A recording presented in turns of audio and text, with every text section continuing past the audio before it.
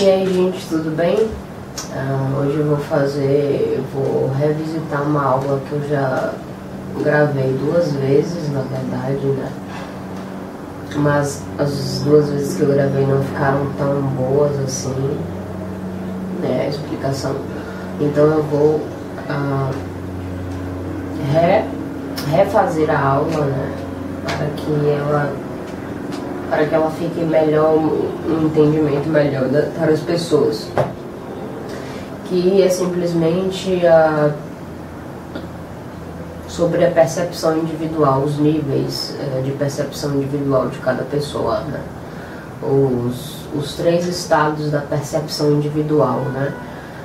De como de fato desenvolvê-las, e não somente desenvolvê-las, mas saber em exatamente qual delas a sua natureza também tende a se encaixar mais, porque muitas vezes essa questão da percepção individual e a evolução da percepção individual está muito relacionado com a questão do desenvolvimento espiritual, com o desenvolvimento do seu espírito. Então, no caso,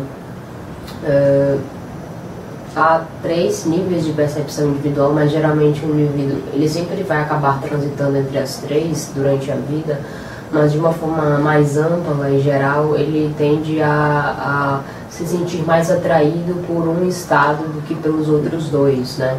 Então, por mais que os indivíduos eles transitem entre essas 3 percepções individuais, eles sempre acabam se atraindo mais por uma somente, né, do que pelas outras 2. Porque nós somos seres, né, seres humanos sociáveis e estamos aqui compartilhando experiências com outras pessoas que possuem percepções individuais em níveis diferentes, né? Então nós estamos o tempo todo trocando informações e tendo trocas espirituais de fato com o nosso entorno, né? As pessoas de uma forma geral. Então nós acabamos sempre transitando entre as 3 percepções, mesmo que de fato um indivíduo ele tenha uma natural tendência a ser mais de uma do que das outras 2, né? Então eu posso separar a população mundial em porcentagens, né? Em qual percepção cada porcentagem da população se encontra, né? Para vocês terem uma ideia do que de fato o que eu estou querendo dizer com isso. Então, eu vou colocar aqui os 3 estados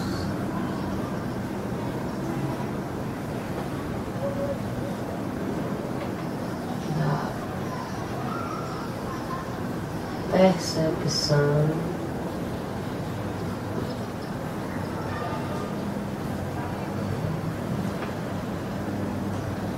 individual.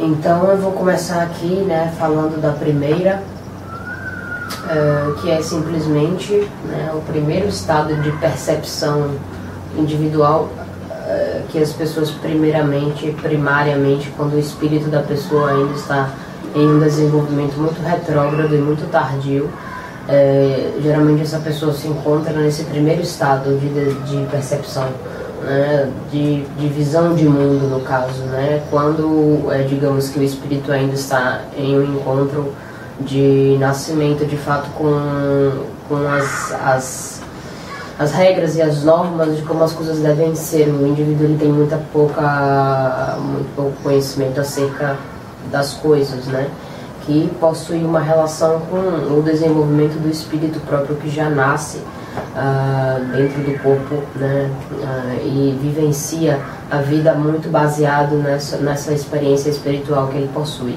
Então, o primeiro estado da percepção individual é a ignorância, né?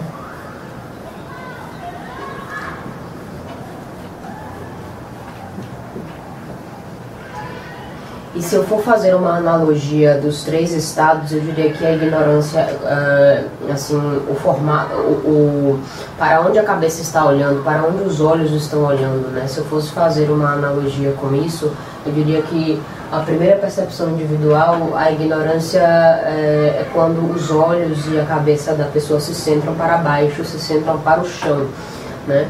Que é exatamente esse estado onde nós não conseguimos enxergar as coisas de forma clara.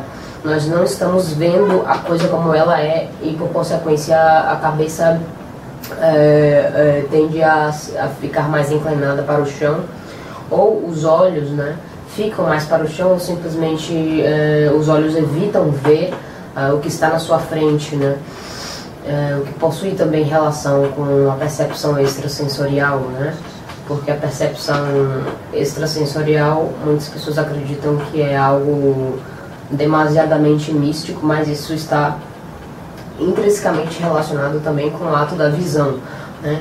À medida que a visão orgânica mesmo das córneas vão melhorando, a percepção extrasensorial também vai melhorando, né?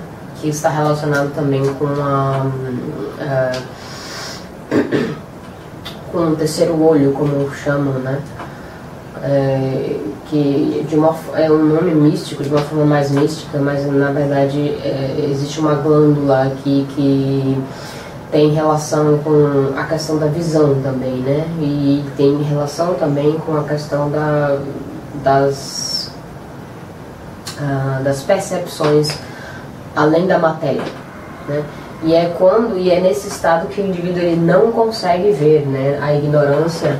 Quando o indivíduo está nesse estado, ele não está vendo nada disso. Então, tanto a sua visão quanto o seu empobrecimento de desejo de olhar para a vida como ela realmente é, se esvai, né? Então, eu diria que a ignorância, o indivíduo, ele tem uma preferência muito forte a, digamos que, fantasiar, mas não aquela fantasia onde o indivíduo ele quer colocar a fantasia, transformar a fantasia em realidade, mas é uma fantasia que deseja somente se bastar em si própria, não quer partir para uma coisa mais prática, né? Que na verdade é isso que empobrece a fantasia, é quando o indivíduo ele não transforma a fantasia na verdade em um sonho a ser realizado, ser concretizado. A fantasia fica estagnada e isso se transforma por consequência em humores oscilatórios, onde tudo depende de como a fantasia está funcionando dentro da pessoa, né? E por consequência isso gera desequilíbrios na relação da pessoa com o mundo material, simplesmente, né? Da relação da pessoa com o mundo de fato mais prático, né? Então eu diria que se eu formos colocar em porcentagem da população mundial, eu acredito que 25% talvez da população mundial esteja nesse estado de ignorância, né? Não sei se vocês estão conseguindo enxergar aí, mas 25% da população se encontra aqui, né? Não é a maioria das pessoas que se encontram nesse estado de ignorância, mesmo que as pessoas desacreditem, né? Mas na verdade a maioria das pessoas não está nesse nível de ignorância, está no segundo nível, na verdade, está no segundo nível de percepção, que, né, que inclusive é esse segundo nível que gera todas as segregações, todas as divisões, todos os conflitos, todas as guerras que existem no mundo é por conta dessa estagnação na segunda percepção individual, né? As pessoas se separam por países, por famílias, por grupos, né? Se separam por atividades de trabalho, se separam por questões meramente materiais e políticas. Então é sempre uma segregação de tudo, né? São panelas que são criadas o tempo inteiro, e é isso que, digamos que estagna a evolução do todo de uma forma mais ampla, em um quadro mais amplo, né? É uma estagnação na segunda percepção, né? Que é onde a maioria da população mundial se encontra, né? Que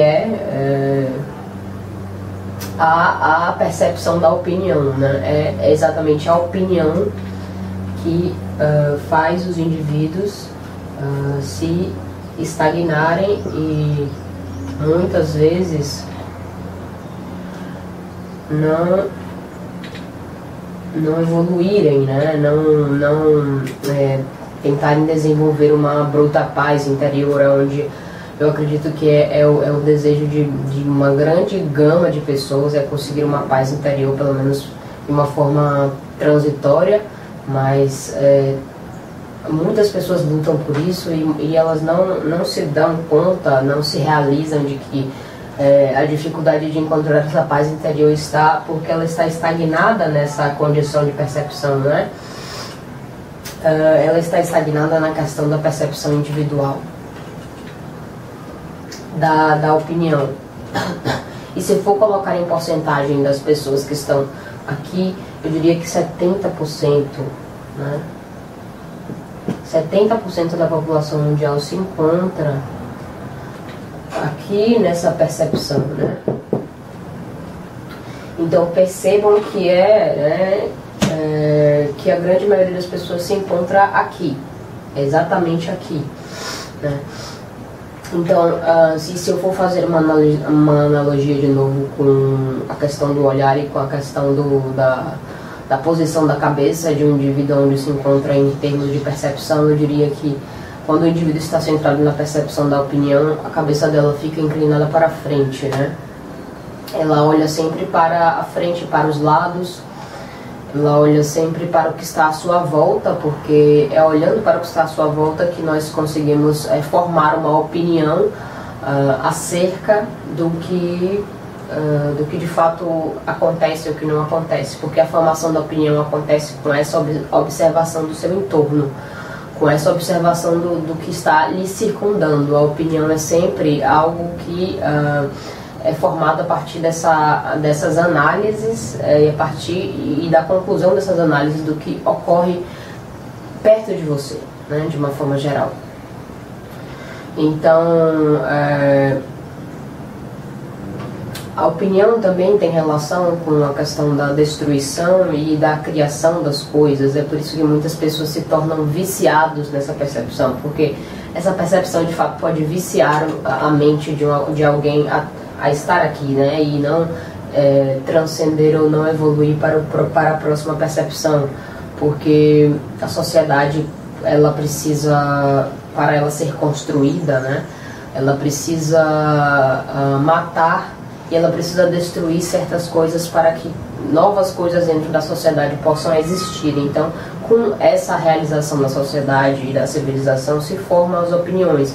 E por que as opiniões são tão chamativas, sedutoras, convincentes, né? Porque simplesmente por isso, porque a civilização e a sociedade, para progredir, para inovar, ela precisa tomar certas atitudes, né? No caso, como eu disse, de destruir uma coisa para criar uma outra coisa nova, para destruir uma tendência nova e criar uma outra tendência nova. E isso, por consequência, dentro da sociedade, isso vai gerar opiniões diversas, opiniões difusas, opiniões que muitas vezes não se interligam entre os que querem manter a tradição e entre os que desejam a inovação da sociedade. E é por isso que muitas vezes as pessoas ficam estagnadas nessa condição de percepção, né?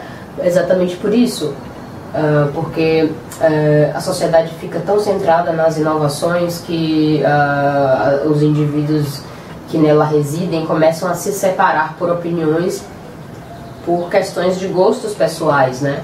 Então é tudo sobre gostos pessoais. Então eu diria que essa segunda percepção está muito relacionada com o ego, né? Está muito relacionada com o autocentramento do ego da pessoa em acreditar em uma coisa e repudiar os que não acreditam nessa mesma coisa que eu acredito. Então está completamente relacionado com o ego, essa segunda percepção, e é por isso que 70% da população se encontra aqui, né? Vocês entenderam a interconexão? Então, e é por isso que existem tantas poucas pessoas dentro da terceira percepção, né? Que é 10%. E qual é essa terceira percepção? É a sabedoria.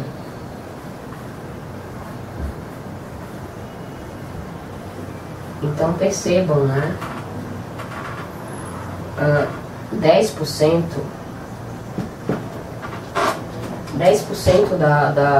da população mundial se encontra aqui, né? Se formos fazer uma estimativa. Mas porque existem tantas poucas pessoas dentro dessa percepção última, né? Por conta dessa... O vício da opinião estagna o desenvolvimento e evolução espiritual das pessoas, né? É o vício nas opiniões que, por consequência, é um vício em conflituar. É um vício em estabelecer conflitos e guerras com as outras pessoas. É um vício, né? Porque a opinião é um vício. Porque o que acontece quando as pessoas começam a ter opiniões? Elas começam a defender essas opiniões a qualquer custo, né? Custe o que custar, não importa o que aconteça. E isso gera essa, como eu disse, essa estagnação, e por consequência geram outras emoções como o orgulho, como a raiva, né, que deixam a pessoa impedida de passar para cá, né? Deixam a pessoa impedida de passar para essa terceira, que é simplesmente o quê? O que é a sabedoria, né? É simplesmente o conhecimento sobre todas as coisas. É o conhecimento que já conhece tudo, né? A sabedoria já conhece tudo. Então ela não precisa brigar ou conflituar por nada nem por ninguém, porque ela já conhece os caminhos, ela já conhece o que vai acontecer, ela já sente o passado, ela sente o passado, sente o presente e sente o futuro. Então a sabedoria já sabe do que vai acontecer, né? E por isso mesmo ela não sente a necessidade de brigar com ninguém, ela não sente a necessidade de conflituar e, por consequência, não sente a necessidade de cultivar emoções negativas que alimentam essa separação e essa segregação entre as pessoas. Então a sabedoria é de fato um processo onde poucas pessoas se encontram, né? Lembrando, como eu disse no começo, que todas as pessoas transitam durante a vida aqui na Terra entre as três percepções, porque, como eu disse, nós somos seres que estamos o tempo todo trocando e compartilhando coisas com os outros, né? Então, por exemplo, um indivíduo que é sábio, né, que está aqui no planeta Terra, ele pode apresentar percepções ignorantes. Por quê? Porque se ele estiver em contato com pessoas que estão nessa percepção ignorante, ele pode começar a apresentar comportamentos ou falas ignorantes, né? Porque ele está trocando energia fluídica com essas pessoas. É a mesma coisa com o ignorante estar em contato com alguém que está aqui na sabedoria, por exemplo, né? Esse indivíduo ignorante, ele pode começar a apresentar comportamentos e falas sábias, de fato. Se ele estiver em contato, se ele estiver trocando energia fluídica com uma pessoa sábia, por exemplo, ele pode começar a apresentar isso, né? Mas, como eu disse, é por um período de tempo, é por um curto período de tempo que eles fazem isso, porque, como eu disse, naturalmente o espírito ele vai se sentir mais confortável somente em uma percepção específica, né? Nós transitamos pelas três durante a vida material, mas nós, a depender da evolução espiritual nossa, nós vamos nos sentir mais confortáveis estando em uma só, né? Que é como se fosse o nosso conforto, a nossa zona, o nosso lar, digamos assim, né? O lar que o espírito mais se inunda de conforto, né? Porque ele já conhece aquilo. Então,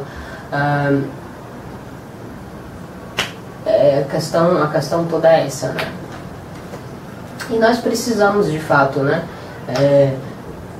Se expressar de forma opinativa, se expressar de forma ignorante e se expressar de forma sábia ao mesmo tempo, né? Ou em fases diferentes da vida, porque, como eu disse, o objetivo do nascimento no mundo material é essa troca de percepções, mesmo que...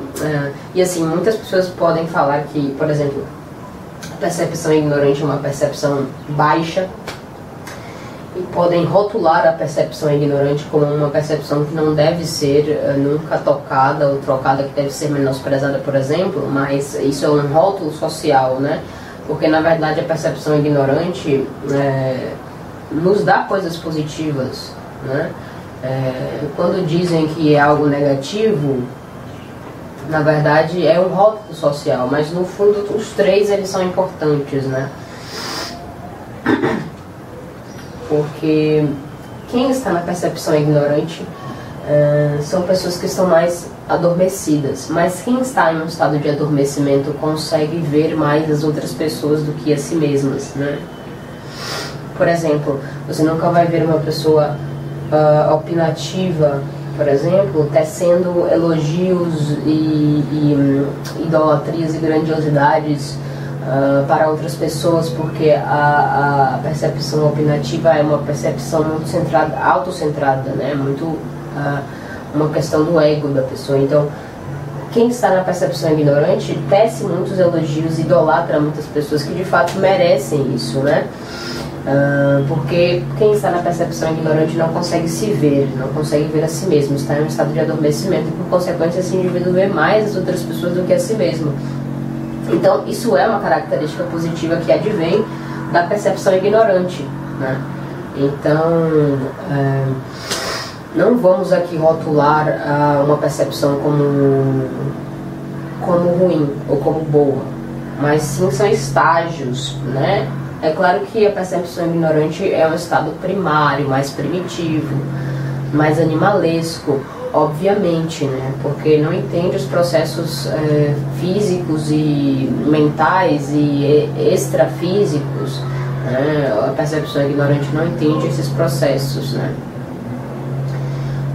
Mas não significa que é uma percepção negativa, né? Nós precisamos parar de ter essa noção de que, por exemplo, o indivíduo é ignorante, ele é inútil. Não necessariamente, como eu disse, a ignorância traz muitas bênçãos, né?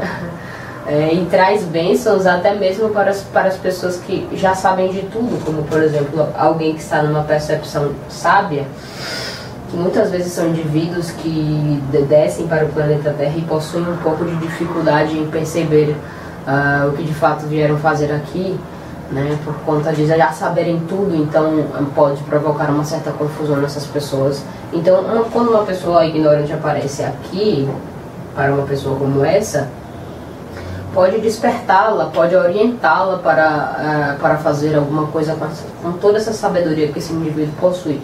Então, todas as três percepções são importantes, né? Nós não podemos falar que uma é maior do que a outra. Então, eu acredito que, assim, acho que é isso, ou não. E se eu fosse fazer uma analogia novamente com essa percepção e com o formato a posição da cabeça para onde a cabeça está olhando, a percepção sábia, ela sempre está com a cabeça inclinada para o alto, olhando para o céu, né? Porque é exatamente dessa fonte luminar que surgem as mensagens divinas. Então, um indivíduo que sempre olha para o céu, com certeza está mais em contato com essa percepção sábia, com essa percepção da sabedoria, porque muitas vezes olhar para os lados é exaustivo e cansativo, e também olhar para o chão, né? Para quem já está acostumado a ter um envolvimento maior com a sabedoria, então o indivíduo ele sempre tende a olhar mais para o alto. e olhar para o céu também, para coisas que estão no alto, diferente, por exemplo, na percepção opinativa, né? Na percepção opinativa, os indivíduos eles estão muito centrados no que está acontecendo em sua volta e no seu lado, né? Então, são desafios diferentes, mas é só fazendo uma analogia mesmo sobre como a inclinação da cabeça possui relação também com o funcionamento do cérebro. Isso é importante de vocês analisarem, porque o funcionamento do cérebro está relacionado com aonde nossa cabeça está se encontrando. Então, quando a cabeça está muito baixa, né, o cérebro ele começa a se tornar mais pessimista, o que possui também é uma característica da percepção individual, ou da percepção ignorante, desculpem, né? Essa visão pessimista sobre as coisas, né? É uma visão um pouco holística sobre as situações da vida, né? Então, por consequência, o indivíduo ele centra mais a sua cabeça para baixo, porque naturalmente a visão pessimista gera essa concatenação de visões mais de fato mais sombrias, né? Eu diria. E o funcionamento do cérebro, olhando para frente, é muito voltado para esse objetivo, né? De gerar opiniões. E o funcionamento do cérebro olhando para cima gera mais transcendência de pensamento, gera mais transcendência de pensar fora da caixa, né? Pode dar também um maior contato com as mensagens que são sagradas e não as mensagens que são mundanas, né? Então é muito comum nós vermos, por exemplo, uma pessoa com a percepção sábia receber, por exemplo, mensagens mundanas de alguém que está nesse estado de percepção opinativo e interpretá-las como mensagens divinas por estar tão acostumado a olhar para o alto, para o céu, né? E é a mesma coisa de uma pessoa que tem a percepção ignorante. Ela pode, por exemplo, interpretar uma mensagem divina e sagrada de uma forma pessimista, né? E acreditar que é uma forma de punição. Eu acredito que religiosos fazem muito isso, né? Interpretam as mensagens sagradas e divinas como se fossem uma forma de punição, ou como uma forma de castigo. E todas essas sensações é devido a essa percepção ignorante. A percepção ignorante, na verdade, interpreta as mensagens que lhe passam de uma forma muito negativa, né? Mas que no fundo não é, né? Isso tudo depende da percepção individual que o indivíduo se encontra, né? Simplesmente a forma como ele está interpretando as coisas, a forma como ele está interpretando as mensagens que ele está recebendo do seu entorno, ou das circunstâncias e das situações, né? Então, eu acredito que é isso o básico, né? E é isso, pessoal. A aula até ficou um pouco curta, ficou mais curta do que os outros vídeos que eu tinha gravado, mas é isso.